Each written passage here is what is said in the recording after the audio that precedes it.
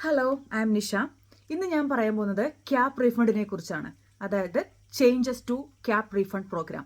നിലവിൽ cap refund available ആണോ, അതിന്റെ ക്രൈറ്റീരിയാസ് ചേഞ്ച് വന്നിട്ടുണ്ടോ, അതിനെക്കുറിച്ചുള്ള അപ്ഡേഷനാണ് ഞാൻ പറയാൻ പോകുന്നത്. നിങ്ങളുടെ new offer of employment start ചെയ്ത് ആ ഡേറ്റ് സ്റ്റാർട്ട് ചെയ്തത് 31 May 2024 ശേഷമാണെങ്കിൽ, മാത്രമല്ല നിങ്ങൾ വർക്ക് ചെയ്യാൻ ആരംഭിച്ചത് ഒരു ഗവൺമെന്റ് ഹോസ്പിറ്റലിലോ പ്രൈവറ്റ് ഹോസ്പിറ്റലിലോ അതുപോലെ തന്നെ ഗവൺമെന്റ് ഏജൻസികളിലോ ഒക്കെ ആണെങ്കിൽ നിങ്ങൾ ക്യാപ് റീഫണ്ട് കിട്ടാൻ എലിജിബിൾ ആയിരിക്കില്ല.